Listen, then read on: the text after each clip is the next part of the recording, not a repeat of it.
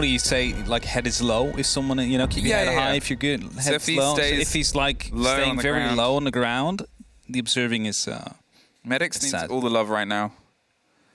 And that's not our job. We'll leave that to chat. Okay. Cowana versus G2 on a map that, as they pointed out, is a good map for Cowana. G2 can have their moments here, but it's one of those sort of snowball potential places. If a team that is aggressive can get a bit of sort of ground, they'll tend to structure things well together. We've seen Cowana be on both ends of this. We've seen them be that team that gets that early ingress and that early bout of pressure. But then we've also seen them be the team that, as soon as they start to lose, it suddenly turns into a 1-7 or a 2-7 against them. Yeah, and it's not really something you would like to see here. As just said on the desk, let's hope it's going to be a bit more of a two-sided affair. One where both get to put their rounds on the board. And as Valkyrie is being banned off on Cafe, it's up to G2 now to decide who the last one will be. That he's not going to be seeing the, well, play space for now. And it is looking to be Mira? Nah, not really. Clash, all right. She's gone. She's gone. I get the ban. Yeah, there's an Arkic. So does an Arkic. Well, an Arkic, he's famous for yeah, he doesn't shoot much. He doesn't hit much. No, okay, that's joking about an Arkic. There's a lot of memes about him on Twitter. It's fair. It removes out the limitations that you can do. You think of the clash positions, you think of traditional shield positions on this map, which is Pixel, which is that fall down the middle onto Freezer, which is the sort of, if you want to play down the back on the VIP side on the ground floor as well, away from Garage, that can be a problem place for a clash too. And removing that and sort of really severely limiting that if it's something that you don't want to have to deal with and contend with, because you know you're already burning utility that way, to have something that you need to burn utility against that's irritatingly mobile as well, let's just not play that game. No, like you often need to find separate angles, try and work together, use some of that utility, as you said, as in the concussions or maybe some explosions. Sometimes a Kali would also help, but doesn't really fit in a composition, especially not on this site, so you need to find different ways to deal with it. Capital also not on the board to try and displace. So it's a good choice. It's a good choice to indeed go for that ban. Gives you a lot more flexible in your attack setup as soon as you will have to start dealing with it. Now, I love the castle extension here. We've got what can be a very creative structural setup at Defenders now. Obviously, with the Iruni in the castle, you've got those limitations onto those window approaches, onto the potential shepherding of the door, as we've seen set up around Zulu Corridor. You've got the mirror, which just extends so much here. You can play very aggressive mirror holds. Usually, to be fair, if you're seeing this hold on the top floor, it's generally built around one of two things. It's a shield hold or it's a mirror hold if she's on the board. You can see the castle here too to limit the extensions. You don't see it so often as the extensions beneath, but this is the most standard setup here of the mirror, is that backline, that wall there.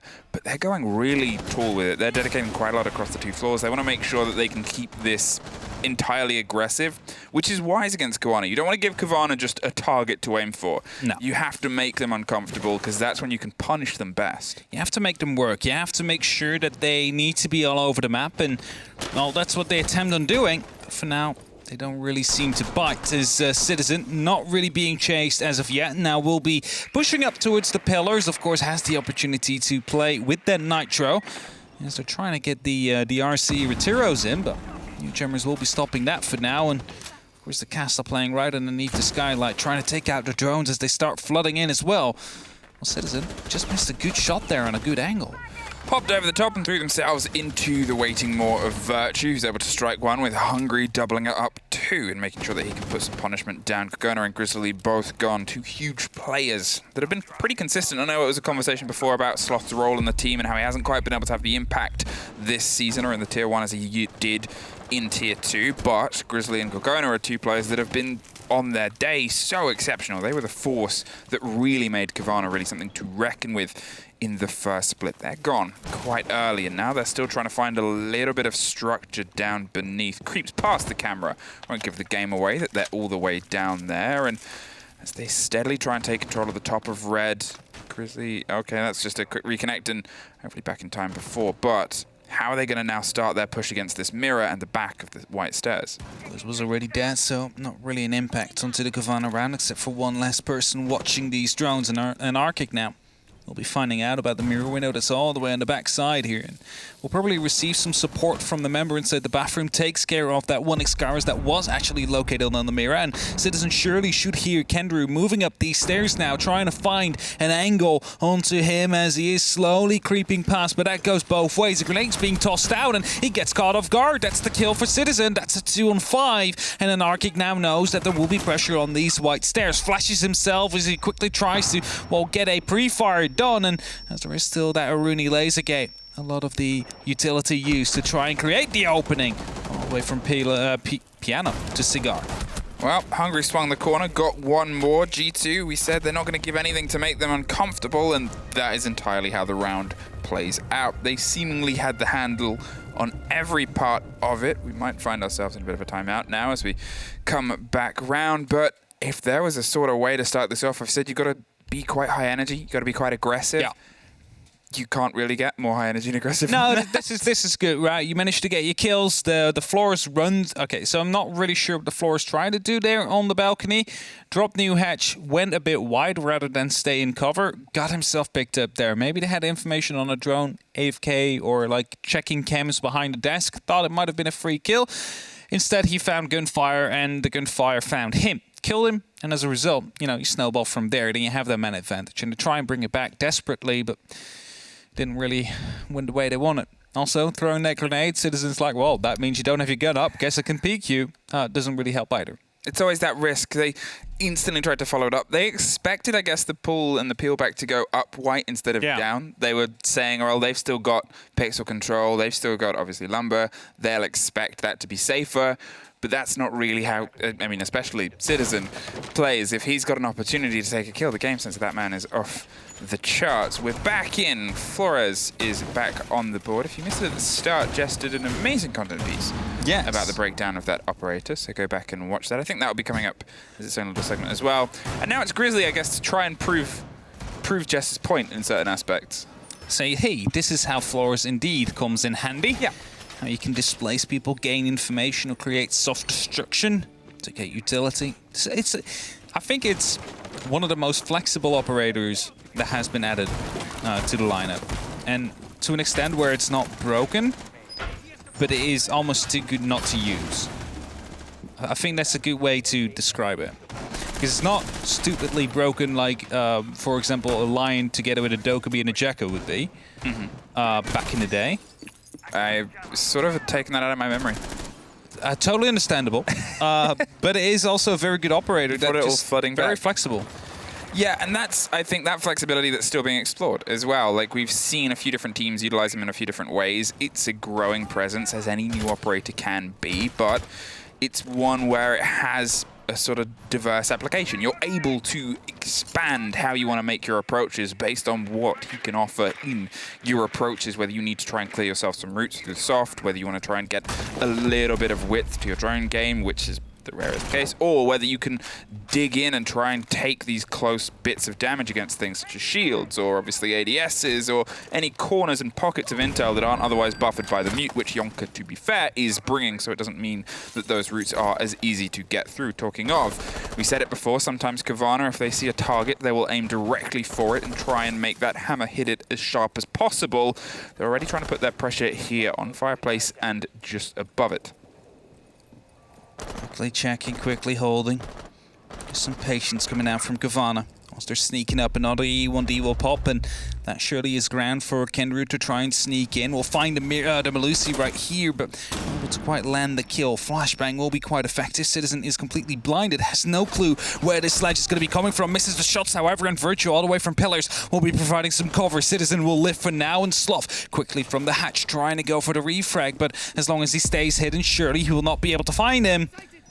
This, as a result, is now the ping will be coming through, has him isolated, but needs to go for that kill and throws a flashbang. Somehow will get the hipfire headshot with the V308, and with that, make sure that they at least get a kill going their way. Well, they found a way in, and that's been a big problem, but he's been able to double down as the threading of the defense of G2 so far had been very, very good. They'd made sure they had the positions to kind of cover and swing around, and now we've started to see them not fall apart, but have slight parts pulled away from them. Sloth has dug himself in, Trying to just get the drop here onto 90 and take care of some of it, but it's an Arctic that actually opens up the next avenue of approach. On the top floor, Yonka goes down. That gives them the ability to put pressure here on Kayak on the back of the white stairs. They're looking again still with this fireplace control I talked about before. They're looking to try and get the swing in behind the chassis as well because it gives you a bit of cover, but you still need to try and get rid of that Wamai. You need to cause some pressure for him, and that's where it's going to come from the top, but look, 20 seconds. So whatever the three of them do, they've got to try and do it quickly now. A quick pick up and rotation, potentially towards the doors of the library itself as they're trying to open up the angles to get the cover from below. They're going to try and force their way through. But Hungry with the double on the C4 closes it down. Kayak with the cover. And they are blown through the wall. Blown into pieces, indeed. I was already worried at the moment they started to go for the rotation down towards the reading room because they had so much control on the dining. They just needed to push one down from the from the white stairs, get the kill on the man that was playing close to the wall. Instead, they decided to go for a rotation. 20 seconds left. Okay, you can make that work. They went for some verticals with the Flores. It is a slow method of doing so. I think that is the one downside compared to a sledge where you can just hammer it open and it's there. And then the Nitrocell tossed on the door frame. They weren't quick enough on shooting it. Double kill picked up. Diffuser dropped dead on the ground.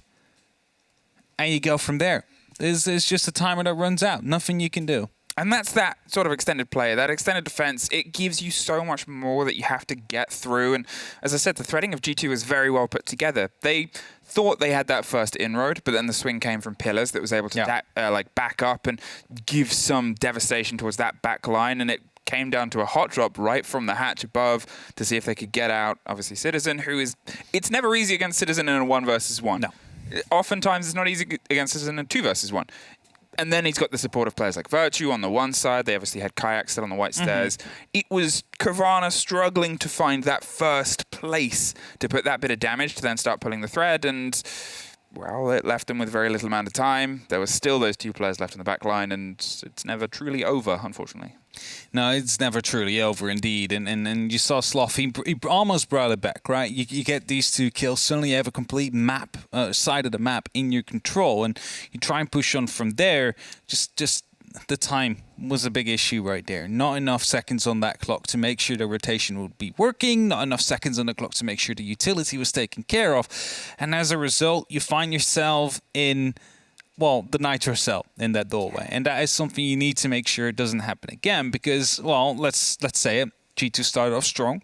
It was a good mid-round coming in from Cowana. Just due to the mid-round taking a little bit too long, nothing left for the end game. And that's tricky. That's a tricky position. And as we find ourselves now heading into Kitchen, which is a site that, out of all of them, is often one of the most locked down, one of the most secluded in terms of a lot of teams' defense. And I suppose we've always seen a bit of an extension anyway. Hey, is this Kaid Claw going to be outside? They were so excited about this. And it's worth mentioning, and it's worth sort of pointing out. So there's a Kaid Claw that you can put on. And I'm curious to see if this gets watched, because Ante was like, oh, I saw this at SI, but the casters didn't notice. I'm not going to name which casters didn't notice, but he was like spiraling around it apparently. His words, and they didn't see it. So you can put a Kaid Claw outside of the freezer hatch, outside the building, and it catches the freezer hatch. Yeah, that is... right there, right where he's demonstrating. So you aim for the underneath that white window, you put a claw there, it hits the hatch. It does hit the hatch, indeed, and it is difficult to find unless you know what you're looking for. That is basically it, right? You don't expect it. You don't expect it. Now we've ruined it. Because now we've seen teams run it on stream and we've commented on it, we've ruined it. Yeah, so everybody's going to be checking that now, and like Sloth, who almost got spawn peeked. Don't know if that is through the door or not. Must have been almost. Well, there's a punch hole now, and they're looking to see if they can, I guess, build behind it. There is the pops of the E1D. They're trying to punish the slightly looser players of G2. They have a little bit of an extension, but as I said, it's not common generally for teams to set themselves up with so much utility on the top floors. They'll play a body up there, maybe 2, and sort of pull them down as time goes. You can rotate down pretty fast if you sort of hit the hop of their new Baux. Hungry, talking of hopping, was For a second there, it looked like he was eyeing a hop out, but he might have just been trying to dismantle himself from the table. He's trying to find something, but he can't quite make it work. Everybody else is otherwise in a safe position, and you can see Cowana there being a lot more sort of slow and steady here on the top. They know that this is the one where they can sort of force shepherd people down, but the limitations is still going to be that time at the bottom. Citizen is the first fight, but Cowana steps in. They follow up with the E1D to make sure that there's not a follow-up from G2, and they're going to try and start popping open without being C4'd themselves. So it was an important kill if you managed to get Citizen first, and I know it's not really a good thing to always nail down things into one singular person, but the amount of times that Citizen managed to drop, well, 20 kills or above is... You cannot count it on one hand, or two hands for that matter. So it is a really good thing to shut him down early on in the match and make sure he doesn't really have that big impact that he sometimes does. Definitely for this round succeeded. And as Cowana tries to continue using the RCE, of course, for a little bit of information gathering and util denial by taking down a shield and an ADS that no one was actually playing behind. It's of course for Hungry that was potentially going to be able to fall back right behind it. Now no longer has that opportunity to. Yeah, it puts Hungry in a slightly riskier position, but he was already playing it quite risky, so I think he's just going to try and take this as the firefights. They come around the corner. Grizzly is the first step towards. Hungry hides behind the Christmas tree and gives himself a little bit of space. You can see they're still holding the hold from the other side, and as we pass the 30-second mark, they know that the pressure has to start coming down here, and it's going to spill towards this body behind the bar. Yonka is in this position where he's able to spray through the little punch holes, takes a great take against Sloth. In the meantime, Cowana gets the double. They've dropped into sight, and Anarchic's trying to stick the plant. Hungry needs to try and win this fight on the backside. It's the C4 that goes round, doesn't quite catch them, and with everybody else falling, Hungry, we thought he was going to be the tip of the spear, but he ends up being the last thing held. Cowana find their first round. They find their round indeed on the attack, can now continue for the next three. However, G2 allowed to go back to the sites they have previously been at. Luckily, for the second one, it almost went well. Reading room fireplace, that is. Let's see if Bar Cocktail can go a little bit better. It's just small things. You can now basically draw and trace it back all the way to the floors, dropping the new hatch, being caught off in the gunfight with the man behind the bar, behind the table rather. If that doesn't happen, if that does go your way, however, that would have been an entry kill. And you could have snowballed yourself from there. But Bar Cocktail, as I said, the castle is being site swapped out. We're going to go to the Echo as a 6 pick.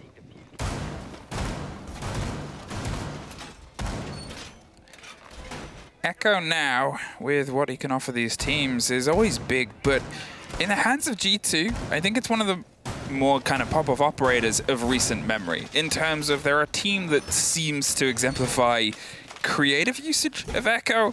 And I know that's one of those things where you say, well, how creative can you be?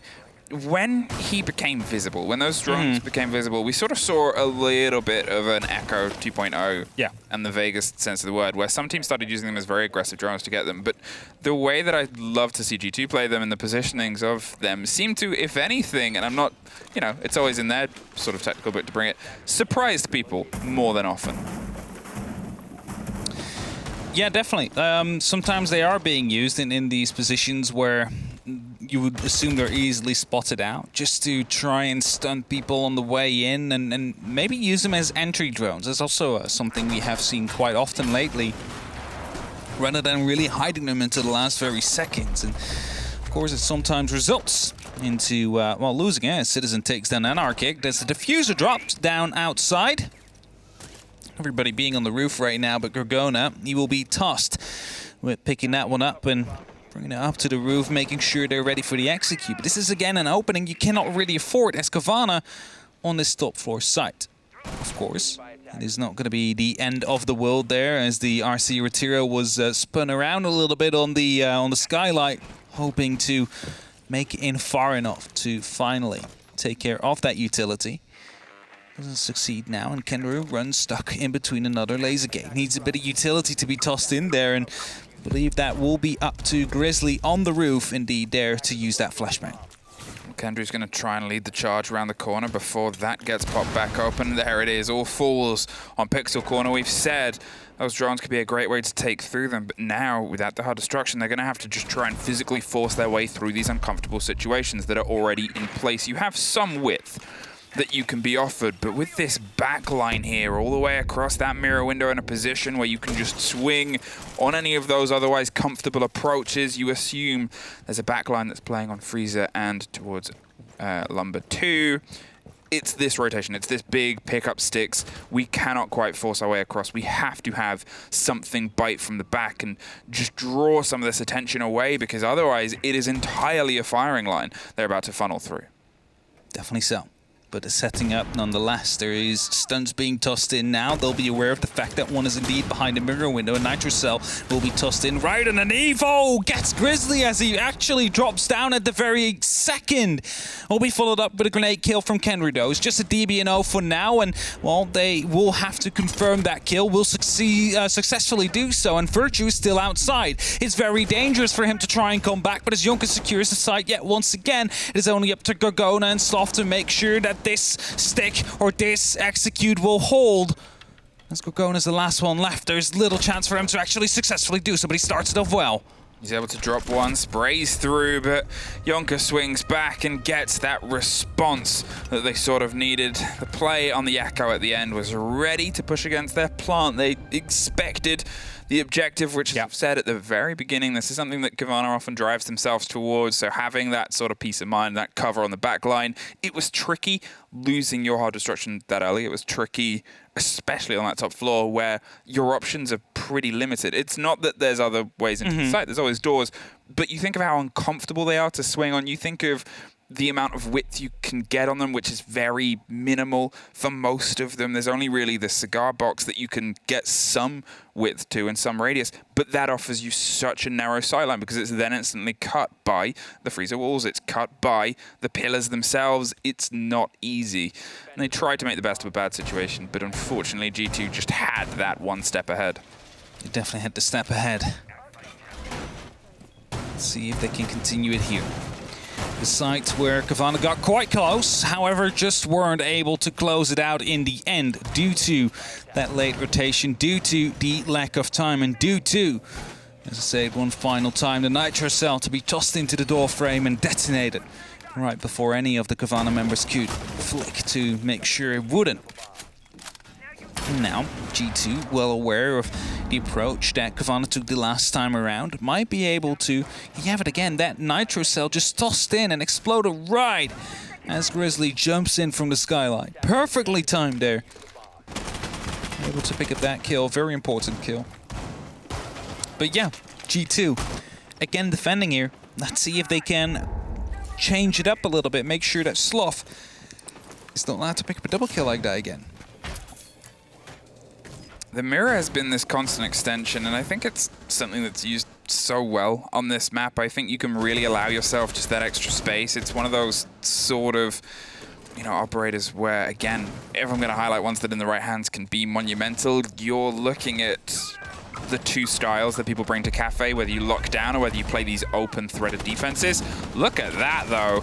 They're able to get two off the rip, but it's Grizzly that's able to dig back and get two of his own. And Arkic's trying to cover the rotation. Virtue's up above being flashed out, but it's Yonka with the close swing to get an Arkic and get that diffuser cold on the floor, with Grizzly not much further behind. Suddenly Gorgona is the only one left standing in a 3 versus 1. They've got this door watched. Cowana went for something as a bit of a deep dive, and it was a brave hold with an ump on the far side, but at least you have a lot of time here, Gorgona, because unfortunately there's not much else that can really play to you right now. Don't think Citizen heard the entry from VIP. Now we'll spot him, however. A lot of damage done, but Gorgona manages to get the kill nonetheless. So that's the Nitro being tossed over. Hungry gets the kill. I already thought I saw him throw something, but landed right behind him. Outside of the view of the spectator cam, and with that, an explosive manner to end the round, and G2 extending their lead so far, 1-4. But we're going to say it, there's always two sides to a game of Siege. And that means that it might not be over yet, even if G2 is going to be able to get the 1-5 here. I think one of the things that we're sort of looking at right now is Cowana are trying a few different things. They're trying a few different approaches. They've obviously just gone for a rush, which wasn't successful. They've gone for these quick, fast punches towards the site, which, to be fair, I guess it's a little bit mixed. The best so far was pushing this site, and then it was the only one that they were able to take before. But the way G2's holding this with this spread around, they're able to sort of punish that Cowana playstyle of trying to find a weakness on the fly, and if it's the site itself, they'll go for the site itself. Here, they're still sort of umming and ahhing.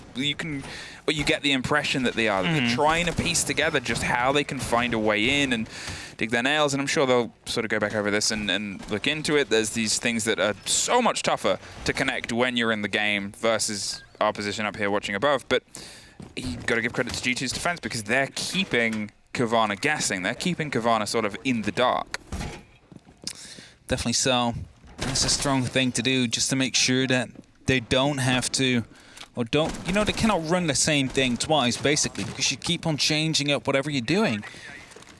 And that is something that, of course, is partly adaptation, but also partly, as you said, keeping them in the dark, making sure you vary your strategies, vary your setup, so no 2 rounds are the same in terms of executes, in terms of gunfights taking place in these places. And, well, sometimes a jump out is warranted for it. Citizen, of course, did that in the, I believe it was previous to the round before that even, yeah. It was round before that was, he's thinking about doing it again. Open up the window, he's ready for someone to rappel up on that balcony as Jonker taking a little bit of damage here, but will survive with his life for now.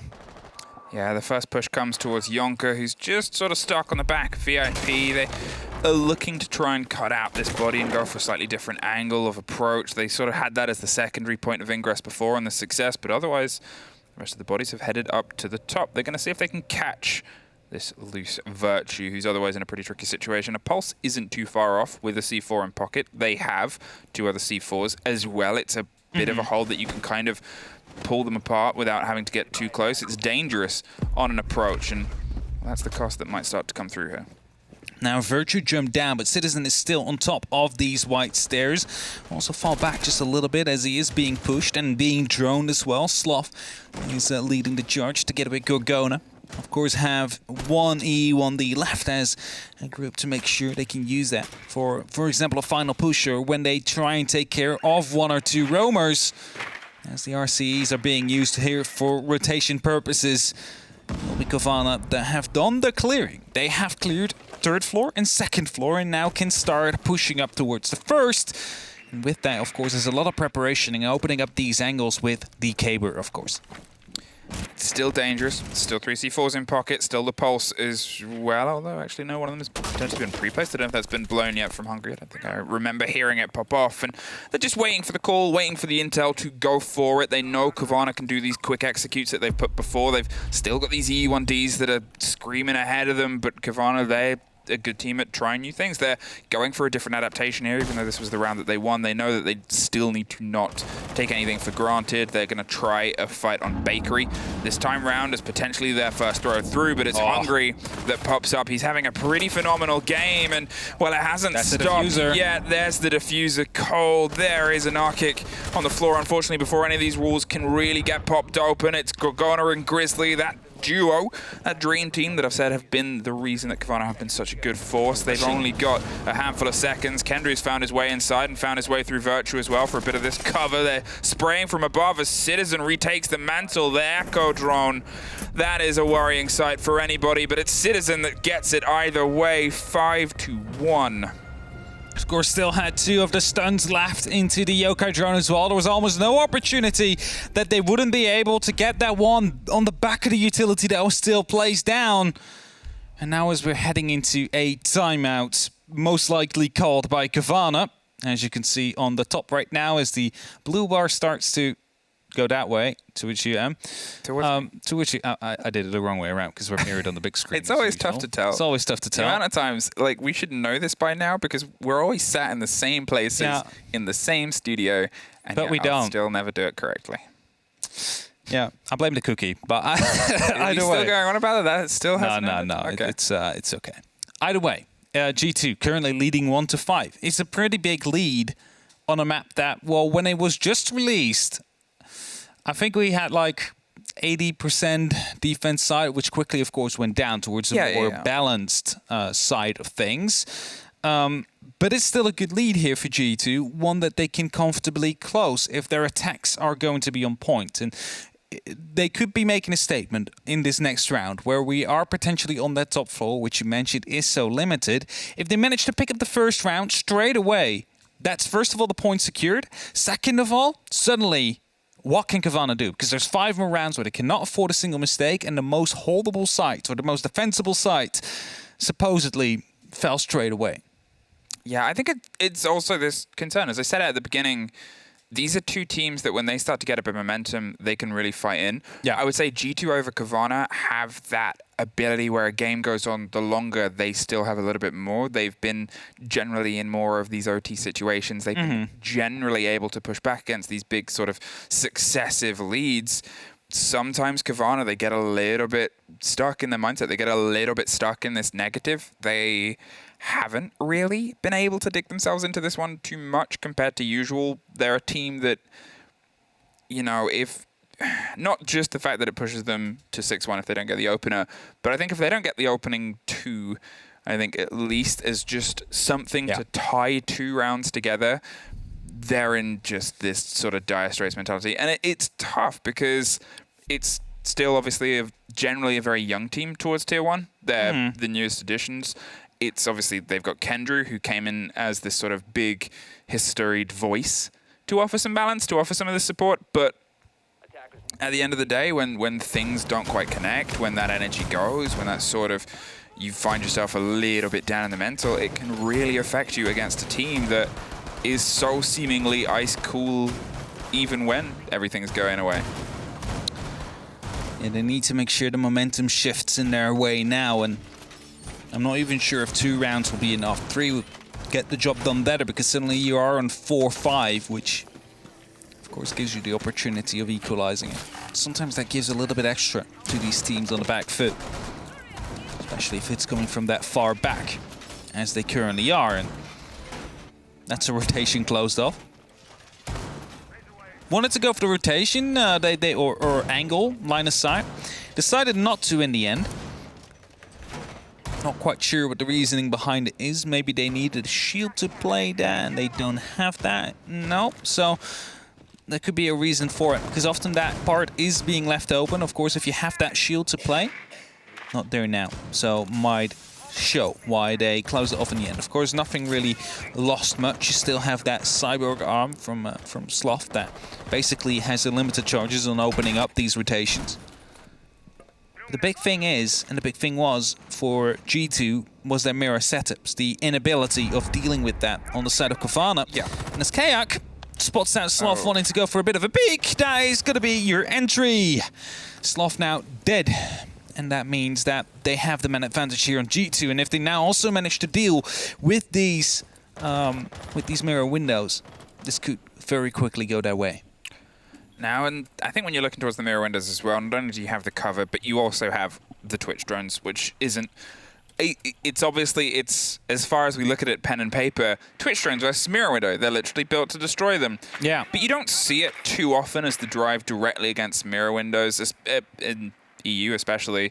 So when they actually do sort of come round, it's a little bit of a lack of focus. It's, there it is, able to sort of drive themselves close enough. You're not massively expecting to see that as the push when the rest of it is this heavy utility burn. Kendrew finds himself under fire here, right under the new Bauk. They're looking to see if they can offer something back against this approach, but there's nowhere Kenny can go right now. Dig deep. That's it, dig deep, try and offer something else. He's going to buy, if anything, time at this moment, but with the canisters and the smokes popping, it's the C4 of Cowana. He makes a quick trip round to the window, and Virtue does finally get the kill, but it's the cost of that body that was on the backside of Christmas.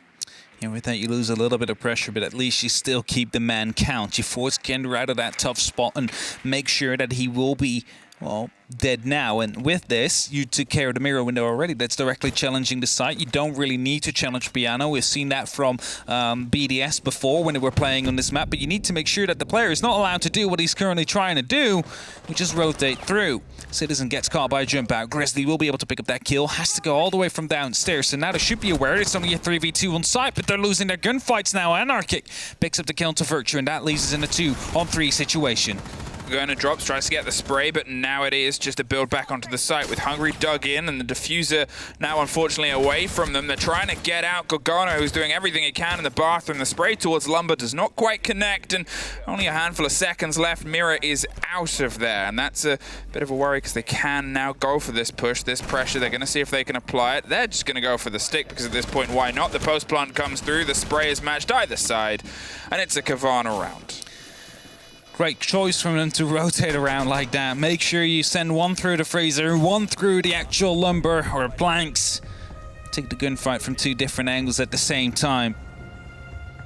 So didn't want to go for the nitro play from below. Wasn't enough time for it to get it done. And of course, we're just temporarily hiding, waiting for that clock to hit 0. Yes, because it was on 11 seconds at that very time. That is a start here for Cowana.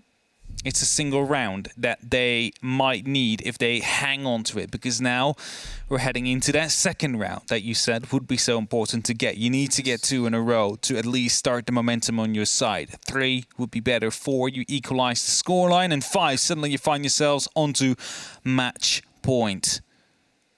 It's not undoable. It is not undoable. But we have seen crazier comebacks, especially when G2 was involved. Yeah, G2 have, okay, for all the compliments I've given G2 about being able to dig in these games where they're the ones on the back foot, sometimes the opposite happens to them, and sometimes it happens to them more than often. But I still think all the focus right now is on Cowana trying to get past the toughest opponent, which is themselves, which is that sort of lack of energy. And you know, it's always unfortunate to see, because when things don't connect for them, they sometimes seemingly take it a bit harder than other teams do, because they're still, I would say, generally new to the Tier 1, because they're new to this situation. It's good that they're pushing the boat out, but being able to fight back, more experience of these situations of being able to fight back, which you hope Kendru's going to alleviate and offer them as well, as the sort of ideas of getting your heads back together. And that's how you grow, and that's how you sort of get that steely mentality to dig in to get the progression here. But as you said, 5-2, they've been able to at least get their opener. They've got to see if they can get this as well, not just to keep themselves off the potential map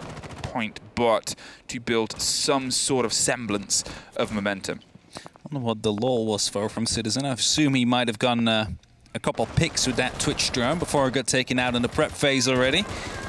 Nitro cell being prepared though. The pulse is ready to call when it should be raining out, and this Virtue's going up and up and up. Surely now it will follow. They have a double nitro even. They were really not going to let Virtue live. As a result, they have the entry kill on the side of Cowana. And G2 need to find 2 back, and they need to attack that side. But I believe that most of the Romans are already falling back because they have that 1-man advantage. Is also the sledge gone, which is a huge blow towards the verticality that you bring. 2 of the 4 C4s gone. No, 2 of the 3 C4s are gone. They still have pulses, obviously, in pocket, and it gives them, I guess, still that semblance of danger that they can apply to the map. Obviously, Virtue gone. You've lost that soft destruction over the top. If we're going to talk about how important the pick was on the hard destruction, in some regards, this could be as tricky, but also in some not quite, because you have these pockets, as we said, the massive adaptability around Flores and what he can offer here as well, because you can just use those drones to open up some angles, the ones that you need. It's something you can do from a semblance of safety as well. You don't need to be so directly underneath them where there's this risk of the C4 still ominously lurking underneath you.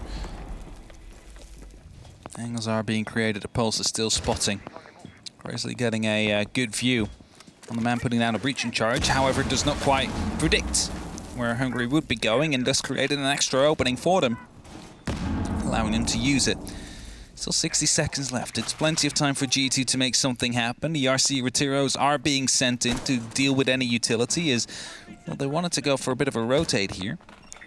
Kendru and Grizzly, I believe, but decided to go against it. Not really the right choice. There was a drone there or anything else that they had to shoot, and thus their position was given away. And as they're now coming down from any different angle, They really need to take care of that one player in VIP, and Hungry on the brown stairs is trying to find himself an angle. This is the displacement we have been talking about. Just need to find the angle. Just need to find that one shot onto Sloth.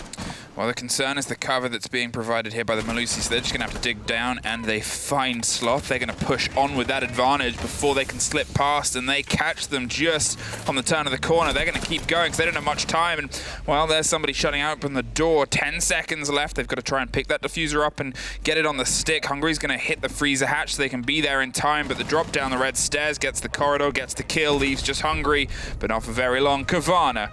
They started to react aggressively. We saw them go, obviously opening with the double C4. They then tried to go on the double extension, back up the red stairs to see if they could find anybody. They're still exploring, and that's a good sign. It is definitely. And now, 3 and 5. They're fighting back. They're trying to find themselves a way back into the matchup. And if they manage to pick up this next round, we would have a full rotation. We would have all 3 rounds. All 3 sites Cowana would like to go to, secured and won. As a result, a very plausible option for them to lock it off as a clean defensive half here against G2. Fireplace Mining will be the next site to go to, and Twitch will be swapped out for an IQ. Of course, similar roles, both deal with utility and try and take care of it by either shooting it with the pistol through sometimes floors or walls, of course with a drone, zapping it as they go. G2 need a single round to make sure they got themselves a point. And if you can see in the top right, if they do manage to win this matchup in regulation, they find themselves 2nd place. Suddenly. It's been a bit of a topsy-turvy day. It has been. With an Empire win, a Virtus Pro win, yeah. Those 2 weren't really expected, so they were up against some of the top contestants as well. Secret and Vitality, who were 1 and 2 at the start of the day. Now they're no longer. I mean, that's it. These things start to happen. Some days, play days like this really explore. We've obviously got the double week this week as well. There's another play day that comes a little bit later on. So these sort of games where you can put a bit of momentum early on, maybe it wasn't expected, can be an absolute win song for your performance later. G2, they're going for this pressure that they can apply on the top. There's obviously the castle that is going to limit some of the angles they can put here, but Grizzly is trying to find ones of his own, as Cowana is still opening up from underneath towards the backside of the wall. They're a dangerous team, they're a creative team when they want to explore the space, and as we said before, it was the good signs of them doing just that. G2, I think, need to apply a little bit more caution on some of their approaches here to make sure that they don't get punished, because their defense, to be fair, was pretty exceptionally put together. It's just trying to thread that onto their attacks, where now they know on this tertiary site is their best opportunity. The RC Retiro not really dislocating Grizzly there, but will be taking care of the visible cover that will be on said table. Make sure that they could shoot through it, and that will explode if you shoot the Mute Jammer. Make sure that you're out in time, otherwise you're going to lose your life. It's a unlucky way to go if that would have been the case. Grizzly struggling to try and find that drone, as Hungry is trying to get some information out, hoping to find him still in the same position, but already long gone. Top floor forfeited for the most part. Only the cocktail balcony that is really under control. Actually, rotation into freezer as well. I was going to say, they just took a very wide rotation. They doubled up. That's very Cowana, is to sort of give a bit of ground and go back round. And look at Grizzly. He's already back where he was, and he's going to go for one more trip. He's making sure that they're still not sure where he is, and that's causing these sort of problems for G2. And I said the G2 defense threading was very good. They were a little bit more stoic in their holds, but this is Covana's style, where they're sort of active everywhere. They'll keep you guessing, and that can make it a little bit tricky at times to shut them off. Yonka gets the opener there, with Grizzly instantly finding a rebuttal against Citizen. They lose the IQ, they lose some of the control of potentially an Echo drone that might still be around, causing trouble later. It's still a steady presence that they want to try and apply across the top here, and with that C4 popping up, are they hoping to just go fishing, or are they waiting for a bit more of this concerted intel? It's steady, it's Sled, and it's Sophia making business of the soft floor. Kendra dropping down all the way into the basement, something we have seen him do before in previous weeks as well. Grizzly picks up the kill onto Yonka, and that means that it is now a man advantage here, but an effective 3-3 on the actual side. But it will be supported by these yokai drones that are still in play from Kendra that will be there to try and stop that plant. And as you said, you missed the IQ. Now it's going to be a little bit more difficult to find him, and Grizzly's in the meantime all the way on the top floor as well, ready to drop and hatch. And with a second left on the clock, Kayak now starts the plant right now. To get this drone in right here, failed to do so, but the kill will be coming through. Not even as the yokai drone gets the final stun as the sledge drops right before him. 5-4. 5-4, and this is the moment where the G2 social starts looking in the other folder. The other prepared tweets folder, the one of the slightly sadder days. Okay, it's not over yet, but it's funny to make jokes about people. And the memes that they put together because they're always so consistent.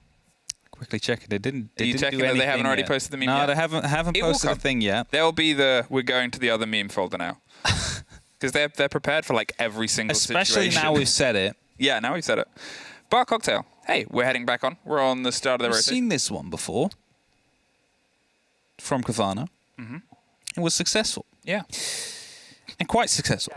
It was well put together, but I guess my expectation now is we're seeing it when Cowana are on a 5-4, not a 5-1. Now we're seeing it where they've built 3 rounds in a row. I said they needed 2. They've gone 1 further. Now they have the chance to draw it even, go further still. They've been pretty good over the past few rounds in the terms of how they're reacting to the situation. Sure, they're still only technically 1 round away from losing out on the chance of 3 points and 2 rounds away from potentially losing all it, but the play that we've seen over the past round is more confident than the play from the round before. It was those big rotations they love to use, which they flirted with when they were on the kitchen hold, and which they didn't do generally at all when they were last up here.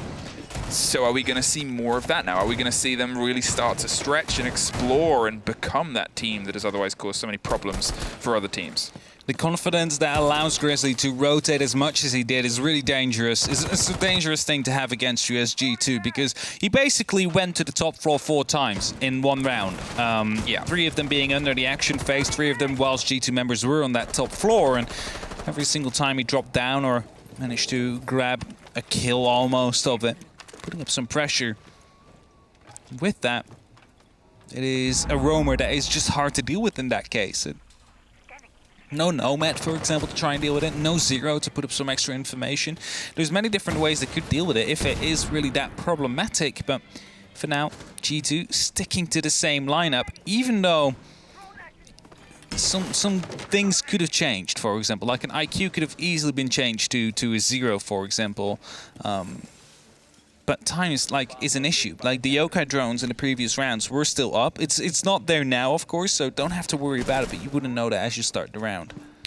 Well, we've seen a change here, obviously, in the guns of Cowana as well, in terms of Sloth is still standing with his. They pulled them into a different position where he's still trying to cause problems and aggression from the other side, as well as Kendru, who was otherwise playing quite aggressive on the drop of the hatch, waiting by Cigar, but this time he's further back. He's more in the core of the hold itself. They've sort of let Sloth be the troublemaker all around the rest of the boards and hoping that G2 won't quite expect, but we just saw the yellowing over the top. They know that they need to swing down there, and they're actually hunting underneath too. I think that is Citizen that is looking for the fight underneath as the rest of them go for the push here against this mirror window. They're trying to dig them out and make sure that they still have that at arm's length. Grizzly suffers, still survives, and the cover is going to be able to get all of that, but here comes a drone, and there goes even more damage to Grizzly. He's going to try and hop up and get away from it. He's surviving, but the ground is very thin. There's even more pellets and even more X-Kairos and even more explosions against a wall that still stands, but for how long?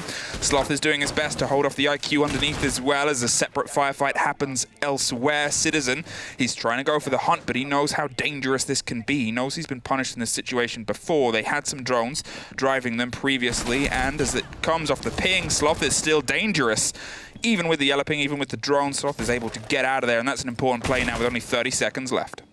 Not sure if he was aware of it or if they had information themselves, but the flashbang still raining in. Grizzly is going to finally go down by a grenade. Hungry managed to pick up the kill onto Kendrew, I believe. Virtue will be able to find one as well. We'll find ourselves in a 2-on-3 active situation. It's only 14 seconds left, and all they need to do is get the plan down, but there's still 2 members in dangerous positions there, and as Hungry and Kayak will be able to pick up the last 2 kills, it will be G2 that secure themselves a point, and you see a little bit of that stress being relieved from some of these faces, but in the meantime it will also still be pure focus because there is still the fight for these 3 points. You shut them down now right as their momentum was starting to build. You took the point at least away from them, one of them.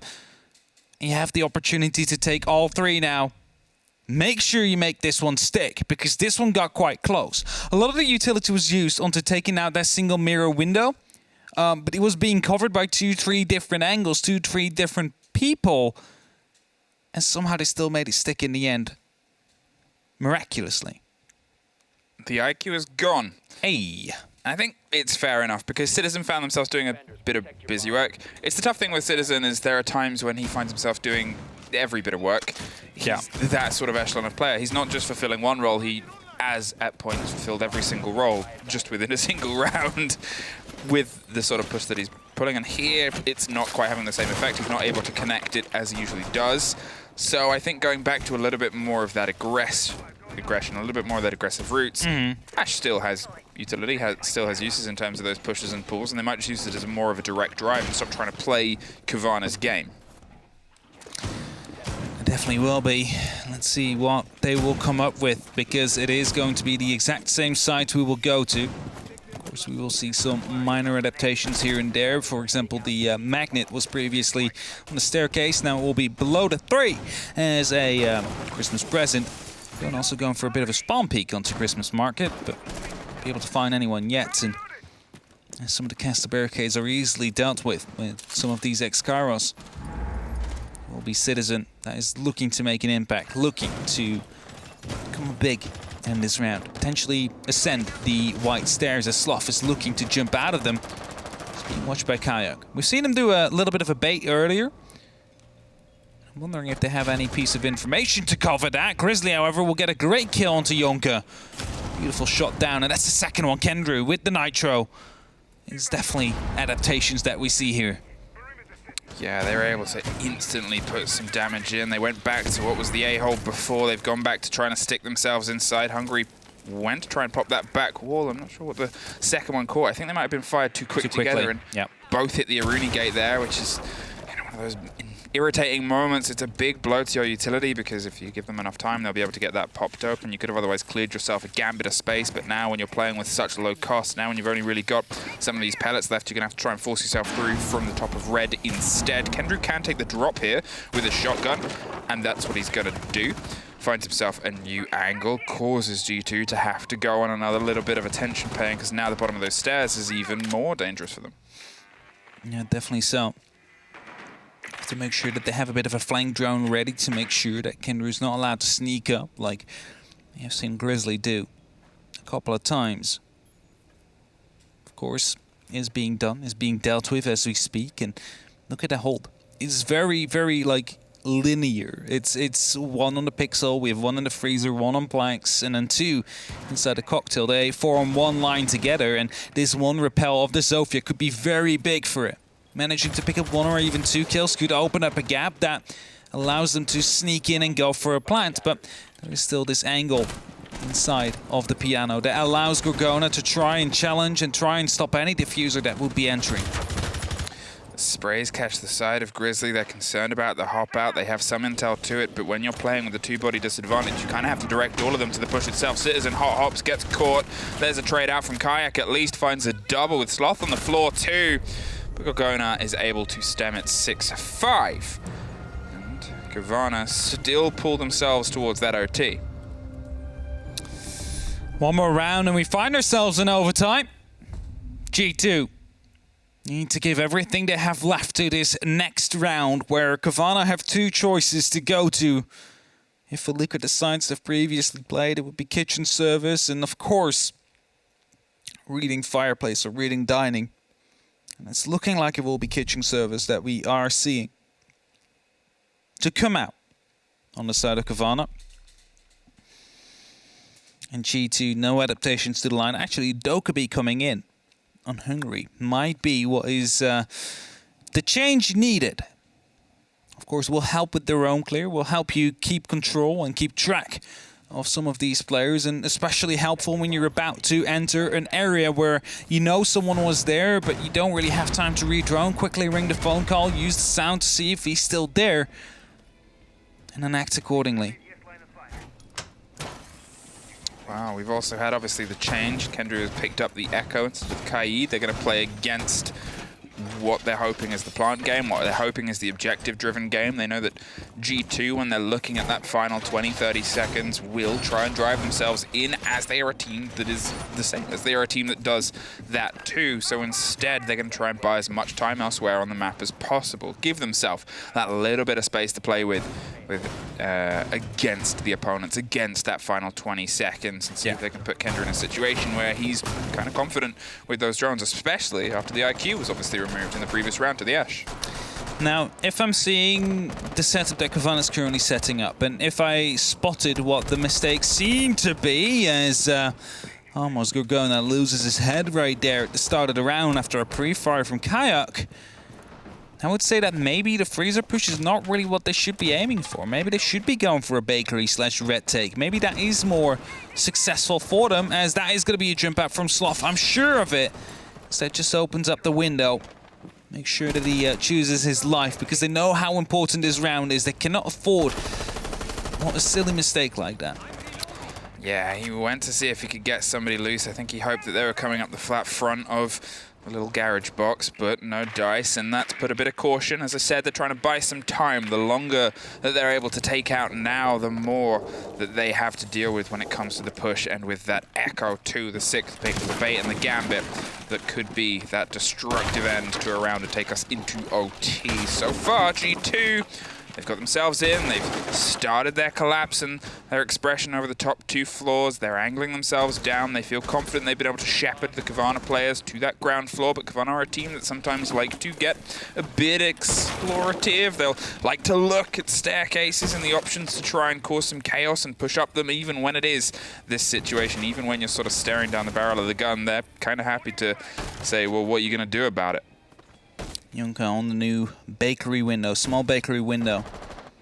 Needs to find Anarchic. If they do, then suddenly the full A side opens up, of course, with the exception of Gorgona still in Kojak. But those 2 players, they could be the key to a potential success round here for G2. And as we're just sneaking around on the top floor, hoping to find someone inside of service, who's unable to find anyone as we speak. And now you do see they indeed do go with the plan. They need to go through service. A phone call is coming out. They just need to take care of the player out there. The RCE comes in, will be forcing them out. Puts Anarchic in a little bit further back down onto the... oh, that's a good grenade from Virtue. Yeah, taken out, dropped, and sent into what is unfortunately just watching from this point onwards. 30 seconds. Beautiful shot. Citizen with a fantastic take there against Gorgona. They've got to try and make their drive happen, and as long as that Echo is still on the board, that 6th pick potential is still there to cause chaos. The spray goes towards Kayak.